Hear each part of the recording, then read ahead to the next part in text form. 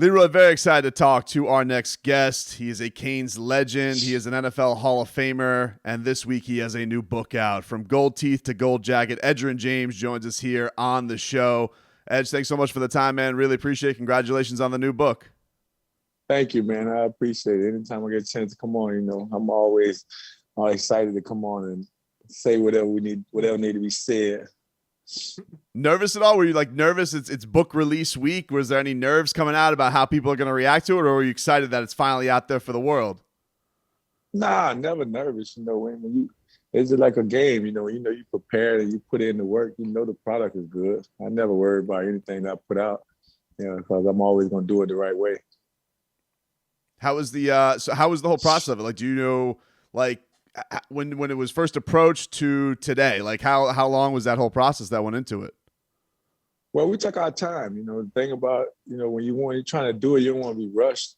And I really didn't have those hard deadlines that I had to meet. I did everything at my pace, made sure everything was right. So when it did come out, it was appropriate. It wasn't going to be a rush situation.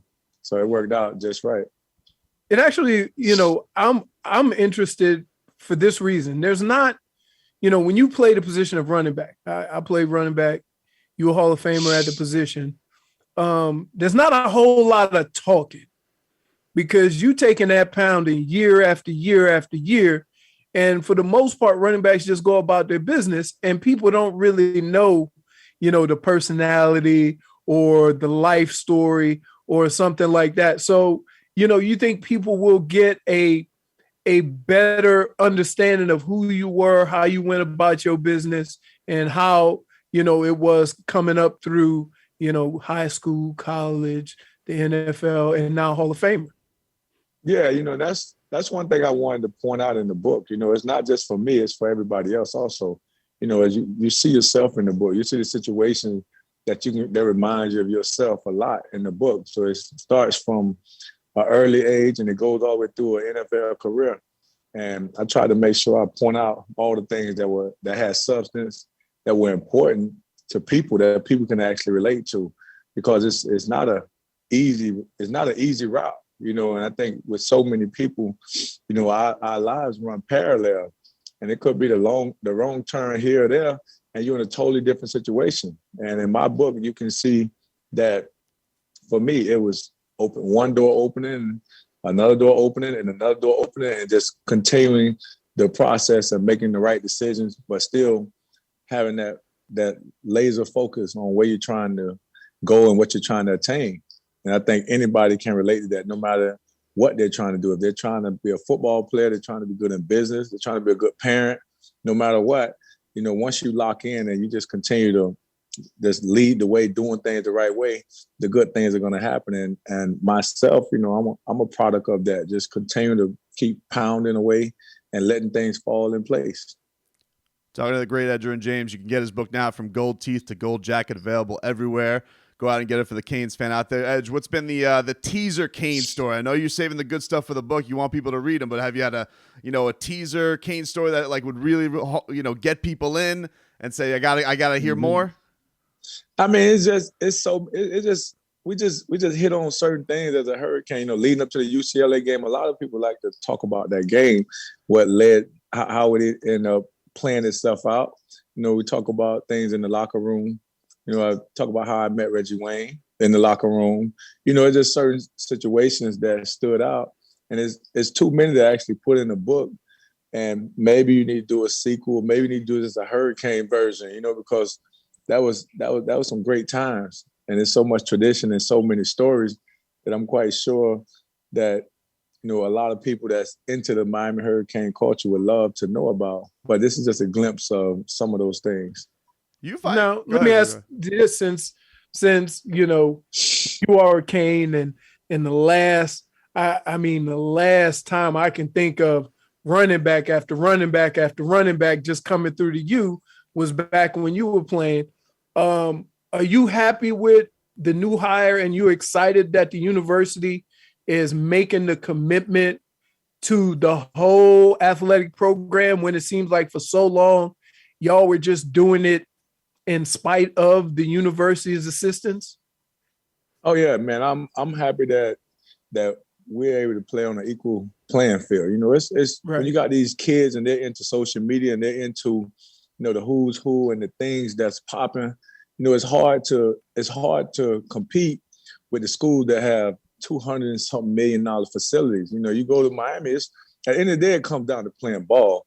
But the things to get the kids excited or making people want to stay or really enjoy the collegiate process, we have to do those things. We haven't been doing those things. We just suited up. We didn't put the money behind the machine.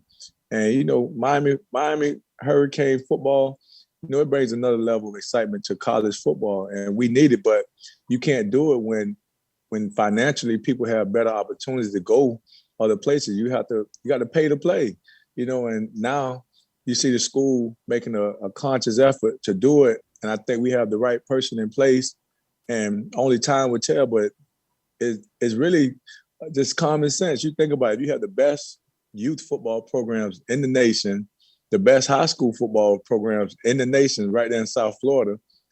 What do you think is going to happen to college if you keep those kids in South Florida? And we're just going to be dominating again. We just have to learn how to keep people home. If we can keep the players home, no telling how many championships we'll win. Look around the nation. Look, every time you see a national championship team, there's always somebody from South Florida on those teams. Mm-hmm. And we just have to make sure that we're keeping them home, make sure we're doing the proper recruiting, make sure we're doing all the things that make a player say, man, I want to put that U on my helmet. I want to bring this thing back. Because when I went there, we made a conscious effort and committed to the school. And we said, man, we want to go to the NFL, but we want to do it the right way. And if you have NFL aspirations, the best way to get there is to dominate in college. And the way you dominate in college is where you compete at a high level amongst the best of the best every day. And you don't shy away from talent. It's when I was at school, it didn't stop Clint Portis from saying he was coming whether I went or whether I left or not. It didn't stop Najee Davenport. It didn't stop Willis McGahee. It didn't stop Frank Gore. You got all guys that dominated in the NFL, but were willing to go there and compete. And that's what you have to have. You have to have guys that say, man, hey, I want to be playing on the same field, at the same time as somebody else that's the best of the best, because that's going to bring out the best of me. You think that mentality is gone now with the transfer portal? Because I remember when I went to Michigan, I knew I wasn't going to play for the first year or so simply because of who was playing in front of me. But that didn't deter me from wanting to go to Michigan and wanting to compete and play for a big-time university. You look around the country now, and if a guy got to wait 2 minutes to play, he transfer. Yeah, I just think right now everybody antsy. I don't, and it's part of everybody wants to be popular. Everybody wants to be popping. Nobody don't want to give up a moment. But for the ones that really understand the process and really, really understand the fact that you can't go to the NFL until your third year anyway. Let your body develop. Right. Position yourself.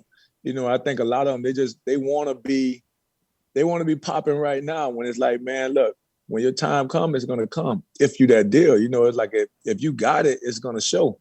And everybody's looking for the perfect weather conditions, perfect situation. When, man, all we really want is an opportunity. You give me an opportunity, I'm gonna make it perfect. I think right now they're trying to go to somewhere that's perfect, and I think a lot of times they don't realize that doesn't translate into having success in the NFL. You have to make sure that you're able to make a way. The dog's gonna be dogs. I don't care where you put them at. Some players, I don't care what school you put a dog at. If he does what he's capable of doing, he's gonna show up. And when you understand and realize that the NFL is a business, they need you more than you think you need them. They need good product out there. And I think right now you have guys that something don't go their way, they're leaving. And it's putting coaches in a bad situation, putting parents in a bad situation. But it starts in the youth football program also. They're doing it there. For me, I like to just plant my feet where I'm at, and I'm going to show you that I'm the real deal, and you're going to see it, It's something about the struggle and going through the struggle and the fighting to get what's yours that makes it all that much more rewarding at the end. And I don't think you look at all when you look at all the top, when you look at the stories of all champions, everybody went through something. All the greatest people that have ever walked this earth, everybody went through something. You don't see nobody that just had this clear path and didn't have to go through no adversity and become this great person. It's something that you have to go through to get to it. And the only way you're going to understand it is if you go through something, have to dig deep, step into a side of yourself that you didn't know that was there. And that's what makes a champion, not the ones that have everything laid out. Now, we're not YMCA practice and you automatically get a trophy ball. You know, it's like I'm going to put in more work than everybody else. I'm going to outwork you, and we're going to face off against each other. And wherever you was lacking, I'm going to expose. You know, the things that I actually did extra is going to come out during those times. And the things that a person really took for light or really didn't put in that work, they're going to be exposed. And that's what makes a champion. You dig deep. You know, you got to dig deep. It's not going to be perfect conditions. And that's why I love the game. You don't know. You got to be ready to succeed in the cold weather game. You got to be ready to succeed when it's hot in South Florida. I don't care if it's snow. I don't care how the field is. The best going to find a way to win. We're talking to the great Edgerrin James. You guys can get his book now, From Gold Teeth to Gold Jacket. Speaking of Gold Jacket, big week for a couple of your former Canes guys. Reggie Wayne's a finalist. Devin Hester's a finalist. How excited or how nervous are you for them this whole process this week? You think that either one of them will be joining you in Canton? Man, the thing about the Hall of Fame is tricky. It's tricky, so you don't want to get your hopes up high. You know, just the fact that you're a finalist, know that it's going to happen. You don't know when it's going to happen. So you don't want to kind of anticipate this or be expecting these things because it's a process that I don't think nobody's been able to pin down. You know, so you'd be excited if any one of them get in. And, you know, I'm there to bring them boys in. You know, you look forward to that because I was brought in by some former Hurricanes. But you just don't want to jump in front of the process because it still hasn't happened yet. Until it's official, you know, we're going to sit back and wait and see what the results are. One guy who I feel like has been getting more momentum, he doesn't campaign or anything like that, but he's obviously beloved down here. Zach Thomas. You were in that era with Zach Thomas. I feel like there's been more momentum towards Zach maybe getting in from time to time. But do you think when you played him, you think after looking back on it, is he a Hall of Fame quality player? Man, Zach came to play, man. I had to play against Zach. We was in the same conference. So we had to play multiple times. And when you playing against somebody and you have to really study them and get the understanding of them and they're always there and they're always showing up, you know, that's what it's about. That's what it's about. Zach always showed up and he always competed. And a lot of people looked at his size and that didn't stop him. That guy had a motor nonstop. He was always he was all around the field and a good guy. Before we get you out of here, Edge, one last question. One guy who's I think also going to go to the Hall of Fame. What did you think of Frank Gore boxing? I mean, I saw him in the gym. Frank was good, but how did that night go for you and your fellow Canes watching Frank in the ring against Darren Williams? Football players play football, boxers box. Frank's a football player. And so, you know, when you go in there, it's just for fun. It's you can't go in there with all these expectations because it's a different type of sport. You know, I'm not getting in the ring. Ain't nobody hitting me. So, I mean, I can't believe you have to take your hat off to. You got to take your hat off to him to say, man, even try something. You laughing? Like that. You laugh. I know you was. But here's the deal. When you watch him train. Training is one thing, you know, but man, you can't.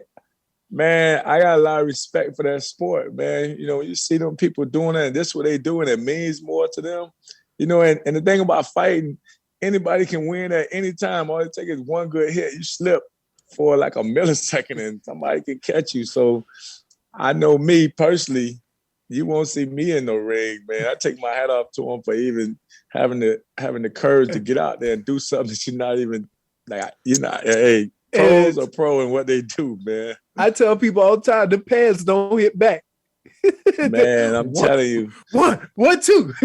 Like, nah, you know, it's like in the game of football, you know, you take all those hits, but it becomes strategic after a while. You know how to take them, you know when to take them, and you can actually dish them at certain times. Boxing a whole nother animal, man, you know, so I'm going to sit on the sideline and continue watching, and whoever goes out there, man, I take my hat off to you. Yeah, all the football players are over. with Well, consecutive knockouts.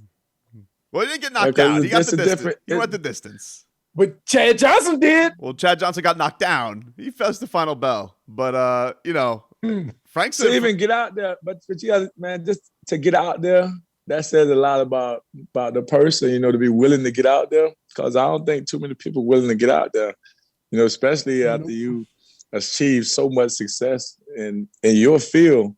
I'm gonna leave it right there. I'm gonna stay right where I'm at. When it comes to that boxing thing, man, that thing tough.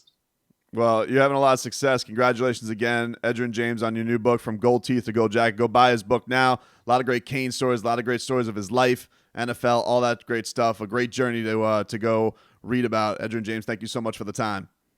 All right, thanks for having me. Thanks, man.